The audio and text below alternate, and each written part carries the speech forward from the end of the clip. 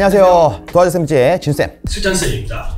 자, 오늘은 전기사 수험생분들이 가장 많이 묻는 질문 두 번째, 비전공자의 학습 방법에 대한 이야기를 해보려고 합니다. 실전쌤, 혹시 최근에 큐넷에서 발표한 취업이 잘 되는 자격증 순위 봤습니까? 네, 맞습니다. 취업이 잘 되는 자격증 4위에 꼽힐 정도로 비전공자분들한테 굉장히 인기가 많은 자격증 중 하나인데요.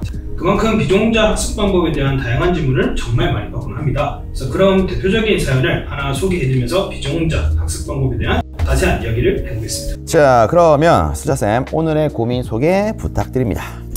안녕하세요. 저는 수포자로 비전공자입니다. 대부분 회로 이론을 이해하고 다음 과목으로 넘어가려고 하는데 그게 쉽지 않습니다. 이론 강의를 들어도 잘 이해가 안 되고 진도를 나가는 것도 힘든 상황입니다. 그래서 암기로 될 만한 과목부터 기출만 퍼보면 어떨까 싶어 문의드립니다. 자, 예를 들어 설비기준, 전력공학, 전기기기 이 세 과목을 고득점 목표로 공부하고 나머지 두 과목은 꽈락만 면하는 방법은 어떻죠? 물론 저는 강의 이해도 안 될 뿐더러 수학도 당연히 안 되니 기출문답 외우기밖에 할 수 없는 상황입니다. 쌤, 도와주세요. 자, 일단은 이분께서 비전공자라고 말씀하셨는데 이렇게 물어보시는 걸 봤을 때는 그래도 비전공자지만 어느 정도는 공부를 해보신 분이 아닐까 싶습니다. 자, 어쨌든 이 비전공자 입장에서 이렇게 질문하신 거에 대해서 어떻게 생각하십니까? 저는 일단 비전공자분들이 보통 전기기사를 처음 시작할 때 가장 어려워하는 부분이 용어하고 수학이라고 조금 생각을 합니다. 우리 이론을 일단 배우기 전에 여러분들이 먼저 용어랑 친숙해지는 과정이 조금 필요하다고 생각이 되고요. 근데 이 수학이라고 하면 사람들도 뭐 미분적분 이런 걸 생각하는데 그 미분적분 그 개념이 아니고 우리 이항하는 거 있죠.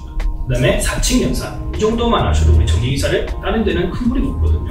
이런 거를 여러분들이 익히시는 게 중요하다고 생각하고요. 우리 미분하고 적분 같은 경우는 공학용 계산기가 다 계산을 해줄 거기 때문에 큰 걱정 없이 하시면 될 것 같습니다. 네, 그렇죠. 특히나 많은 분들이 미분적분에 대해서 이거 어떻게 하냐 생각을 하시는데 실제 여러분들이 시험장에 들고 가는 아주 좋은 무기 뭐였습니까? 계산기 있다 아닙니까? 그죠? 그 계산기에서 실제 미분적분을 할 수가 있고요. 그럼 또 이렇게 생각하실 거예요. 미분적분 할 줄 모르는데 계산기 사용할 줄 모르는데 어떻게 해야 되냐?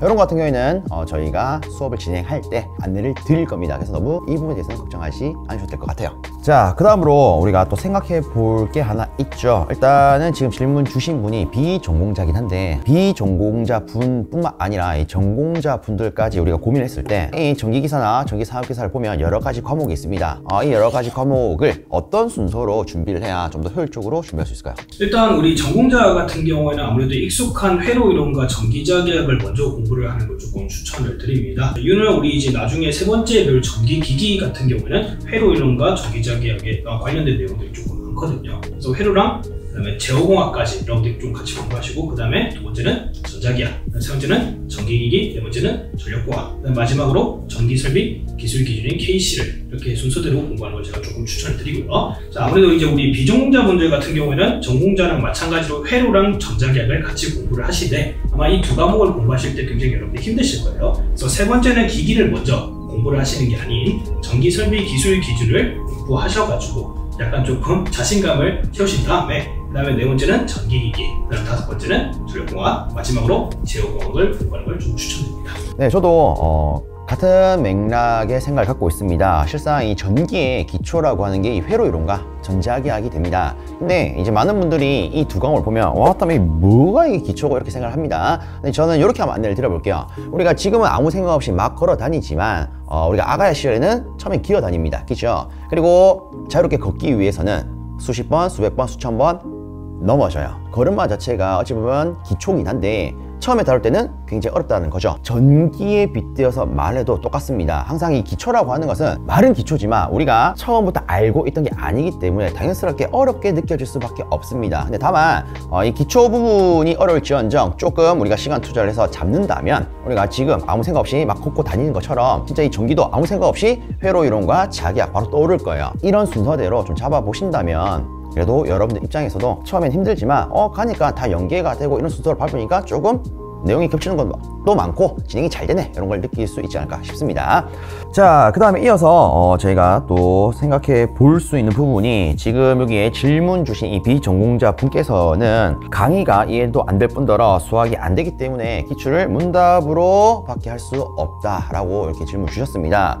그러면 이에 대해서 우리가 어떻게 준비를 하는 게 좀 더 좋을까요? 자, 일단 전공자든 우리 비전공자든 모두 다 이제 공통적인 건데 일단은 이론을 한 번이라도 듣고 이제 문제를 통한 조금 학습을 하는 걸 제가 조금 추천드립니다. 그래도 이제 강의를 듣고 여러분들이 문제를 푸는 거랑 그냥 문제를 푸는 게 굉장히 좀 다르거든요. 그래서 일단은 무조건적으로 이해가 잘 안 되더라도 저희가 이제 이해를 도와드릴 테니 이론을 한 번이라도 들으시고 문제를 풀어보셨으면 좋겠습니다.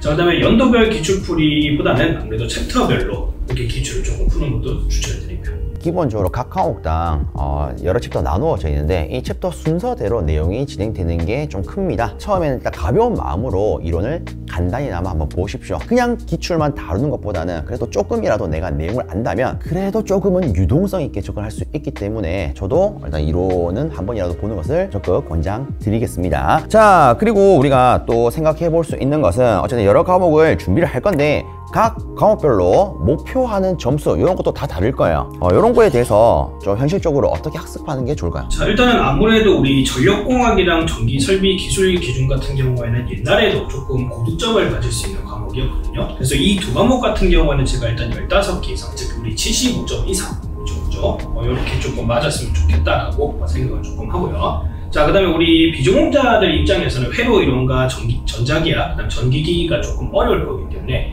얘들 같은 경우에는 최소 11개 정도는 여러분 조금 맞추셨으면 좋겠다는 겁니다. 그래서 우리 11개 맞추면 딱 55점이거든요. 그래서 이렇게 여러분들이 맞추시게 되면 총 몇 개냐면 63개로 이렇게 꽈락 없이 합격을 하실 수가 있을 겁니다. 자, 그리고 부가적으로 언급을 하자면 실제 여러분들이 다루는 내용 중에 전자기학, 제어공학을 은근히 많이 어려워하시는 분들이 있습니다. 실질적으로 이 두 과목 같은 경우에는 진짜 내용이 파면 팔수록 양파 같은 놈이라서 진짜 뭔가 계속 나옵니다. 그래서 많은 분들이 딱 봤을 때 와, 다음에 이거 못해 먹겠네 이렇게 생각을 하시는데 실제 이렇게 양파 같은 것들은 조금만 다루면 난이도가 기하급수적으로 변동되기 때문에 그래서 이 전자기학과 제어공학 같은 경우에는 여러분들이 이론을 다 보시고 관련도 문제를 한 단계씩 보시다 보면 어라? 이놈이 또 나왔네? 이런 느낌을 받으실 거예요. 그래서 너무 이런 과목의 특성 때문에 복잡하게 생각하지 마시고요. 자, 일단 이렇게 해서 이번 시간에는 이 비전공자 학습 방법인 측면에 있어서 고민 사례를 소개하고 보다 현실적인 학습 방법에 대해서 저희 개인적인 의견을 한번 얘기해 봤는데 이 외에도 다양한 수험과 관련된 고민들을 영상 댓글로 남겨주신다면 저희가 최대한 해결해 드리도록 하겠습니다. 자, 여러분들의 고민이 모두 해결되는 그날까지 도와줘 쌤즈!